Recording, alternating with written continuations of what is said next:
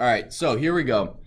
This is obviously our shell, and this is a very simple for loop. This is very similar to what we did yesterday. It has the exact same error where it starts at 0 instead of 1. So the first one, if we just run it, enter a number 5, we get this error, must be string not integer, right? So that shows us that right here. Let me make this a little bigger so you guys can see. I hate that I have to do this every day. 25. I have to move this up. So this is our error right here. Must be string not integer, right? So if you have a syntax error or whatever like that, I typed in 5 and this needs to be an integer. So we always have, you guys are used to that type of error.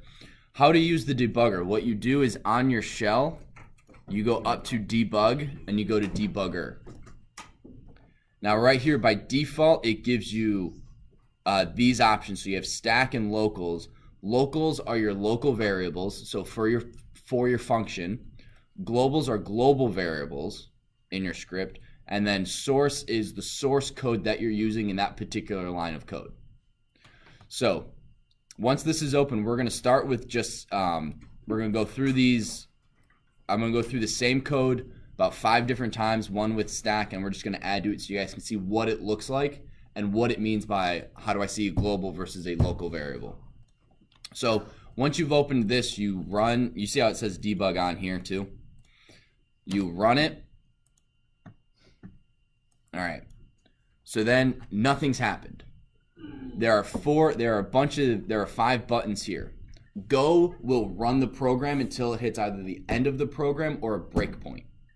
I'll show you guys how to do a breakpoint in a minute. And all this is in your book too. It's on page, if you want to follow along, 226 in chapter 10. So it's a nice description of go, step, over, out, and quit.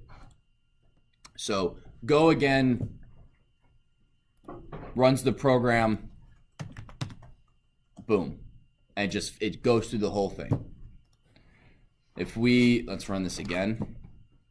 If we go step, it literally goes one step at a time, and this step includes going into the source code to figure out what to do. When you guys do random.random, you know how it opens the random file, finds the rand range, finds that function and executes that function and then comes back to your original code. That's what step does. It shows each individual step of how the code is working, which I think is super cool because you think, oh, random.random is just doing this thing. Everything it does from when you hit enter and type in that number to when it displays the random number, I think knowing that is super cool. So then we go step, and you see up here it's just run pi 357 right step, and you continue to hit step until your program can't do anything else because it's waiting on you to type in a number. Then you hit enter, and then again you guys see read line. These are the it's going through. Now it's on line 4. Can you stop over again? I'm hitting step. Yep. Oh, step might be. All right. Oh. Now it's finally done. Well, that didn't help you at all. It didn't help me at all, right? Because it's not giving me any information about my program. So stack will actually tell you. It will. All right, hang on. Let me run it and I'll show you. F5. So this stack is telling me that it is in the main line 1 total is 1. So it's in line 1. I hit step. It then goes to line 2 and is int input. You hit step and then goes, because input is its own function, it then goes into another, line 355 of idle.run, the write function, the write module. If type not, and so you can tell this is the stack of everything. So as you write more complex code and you have an integer that asks for a random number, or you have all of these things, right? You have an input that asks, please enter. Oh no, hang on. I have exactly what I want to say in my head. If you have an integer, if you have an input that in the prompt needs to create a random number, you will continually see this part here. you will have more and more lines because it's going into more and more programs, and it's called the stack of programs you're going into. Does that make sense? Sure. Well, you see here how this is our main code right here. This is our function, and how it's now gone into an input. It's going into another How do you open debugger again? another file in the shell. Go up to debug, not in the console. Shell. And then you go step. Once you hit step and there's nothing else you can do, you have to type in a number, and then the debugger continues to run. Right, and you just keep hitting step. If you don't want to have to hit step for everything, you can hit over, out, and quit. Quit ends it. Over will jump over until it gets to another function. So until it basically has to go into another file, it will run until that point. So again, a lot of this is just, I can explain it to you, but until you guys go through and see what exactly it's doing, it's a little like ethereal. What is out, though? Out jumps out of the stack. So I'll go through. It makes more sense when you have this source thing checked. So now we have our locals. These are all of our local variables. A lot of those are just created by Python. We have global, which total should be a global, and then our source. I'm going to save that one for last. So then we go through. You can see I have no globals yet. No locals. Oh, I'm sorry, no locals. It was on my old computer, or whatever. So then you have all of these. You just have a bunch of stuff in here that you don't actually deal with. This is all done by Python. So again, we're going to step. Please enter a number.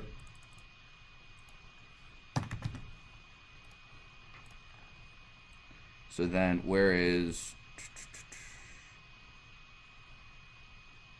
Oh, it might be. Okay, I think it's all right.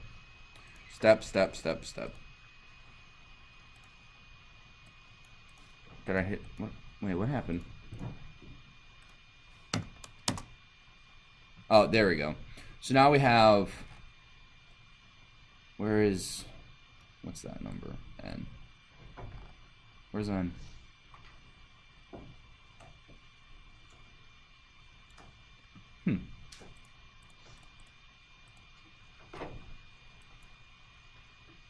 I don't know where N is. Over. Oh, there it is. So now here we have N is 10, I is 2, and total is 0. So then we go step, and you can see how I is increasing, N is 10, but total is still 0. Yep, and so the error, and you can continue to go. If we hit over, out, or quit. So I'm gonna now do source, and you guys will see how this is actually really cool. We're gonna step. We're gonna go into this line input. Now it's opening this file, and this is how input works. This is a file that input uses in order to in order to work. So if you guys are writing code that is that imports your own module. What was that? You opened the door for that. Yeah. You just went. I know, I saw that. That was what you supposed. Whatever. No, because it's zapped me, so I'm like. Yeah. Oh, it shocked him. Okay. So if you guys are importing your own modules and you've written your own code, so for example, let's say you write your own version of random. Ryan, put the phone away.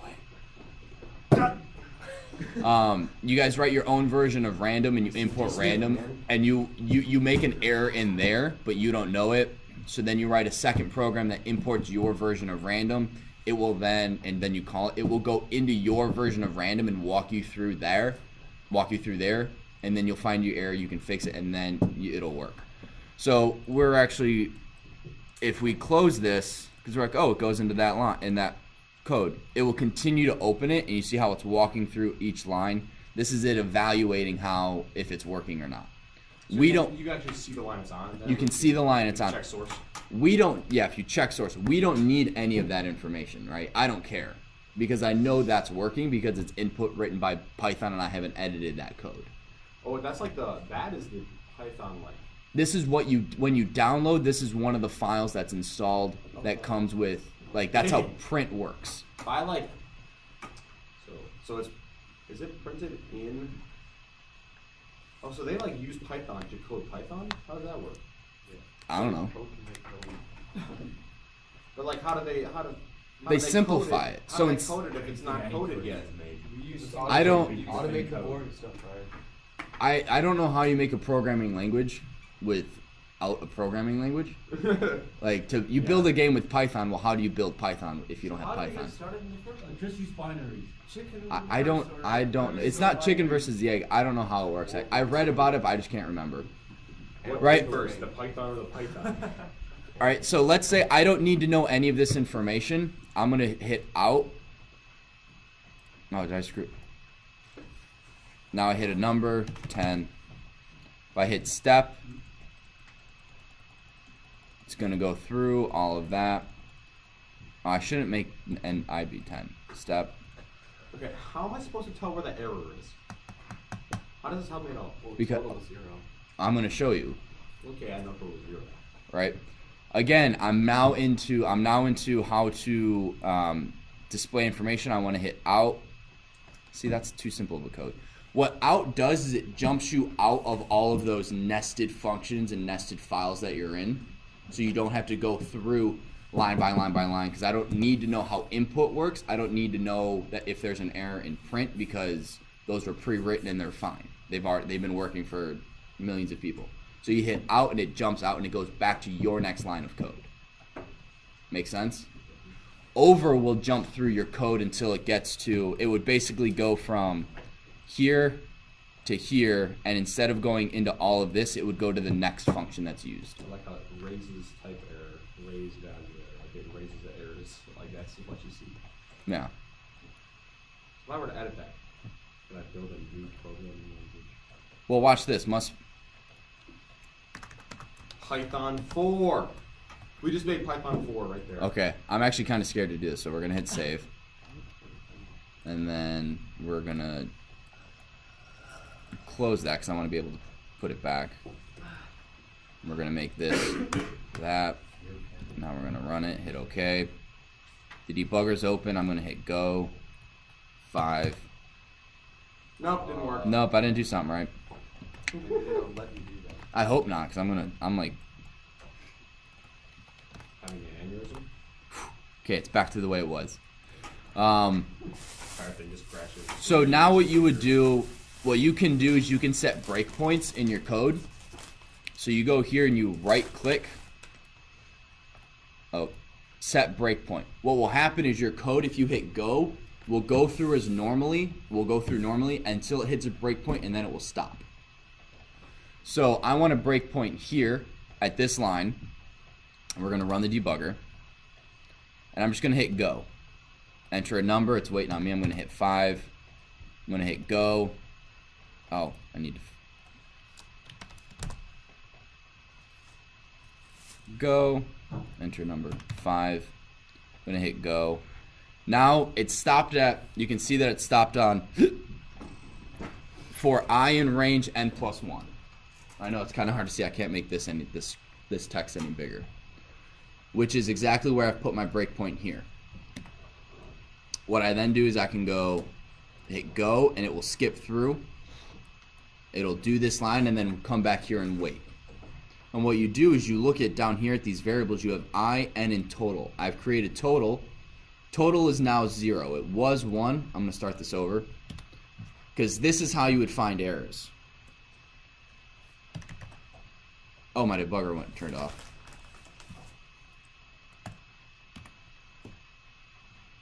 I'm going to hit go again, enter a number 5. Go. I'm at line 3 for I in range. I is 0, n is 5, and total is 0. Oh, I must have already gone through it once. Great. I hit go. You're going to see I becomes 1, n is 5, total is still 0. So you're seeing that total isn't changing as the program progresses. But I is, and n is going to stay 5 because n is what we created up here. So you see that I go is 2, 3, 4, 5, and then the program is over. So this allows you to see in real time what each variable is, as opposed to printing up here, print I, print total, print n.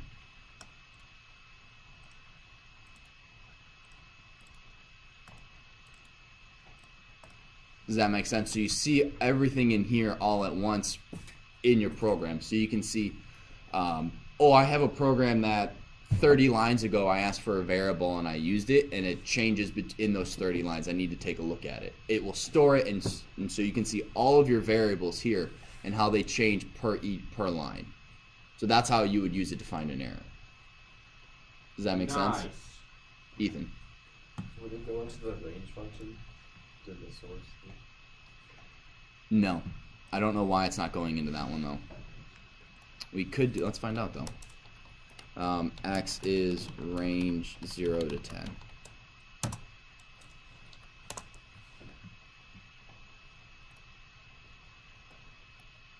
Actually, let's put a breakpoint there.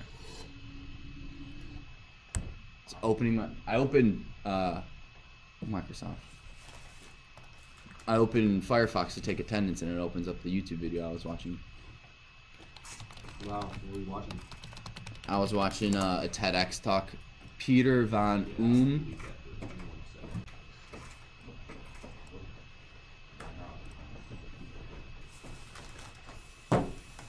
Why I choose a gun? Chose a gun. I choose. It was interesting talking about how gun is a tool of peace, and without them, peace. What if I walked out here? Wait, by the way, who's doing the walkout for me? Gun is not a tool. No one is doing the walkout today, I'm Josh. doing it. Josh, don't do the walkout. Gentlemen, shh. Why? If you want to have a talk with me about why a gun is a tool of peace, I will happily have that conversation with you outside of class, but not during class, because during class this is about Python. It's somewhat defensible to say that. Yo, Mr. Stolker. Yeah, what's up? I mean, there's the national walkout day at 10 a.m. today Yeah. for the thing. Mhm. Could I participate? Or? No, probably not. Probably. Yeah. I'll talk to you before. I'll talk to you in a few minutes. Okay. Okay? But yeah, let me get through this, and then you guys can start working on your code, and then I'll just talk to you briefly. So let's run through my debugger. Go. Please enter a number. 5. Range. All right, so this is range 0 to 10. Step. Nope, it skips over it. I don't know why. All right, do you guys have any questions? Right, a lot of this is you just have to go through it and use it. Yeah. I wasn't here. How do you open up that? In the shell over here, you go up to debug and open debugger. Okay, cool. Thank you. And then just real quick, the stack shows you the stack of lines of code that it's going through. Locals are your local variables, global are your global variables, and your source will open up the source Python file if you need to edit it. Okay. I would recommend not having that checked most of the time unless you are writing code that you then import into another code. So if you save a certain file, let's say Eli writes a function or a code or script that is called just Eli, right? And it does something really cool. But you save it and you don't want to have to rewrite it, and you don't want to copy and paste it into your new file. What you do is you save that file in the same location you have random, where your import random, and then you import Eli, and you can use all of those functions. And then you just do Eli.function and use it. Does that make sense? So like you make your own random module. You make your own module.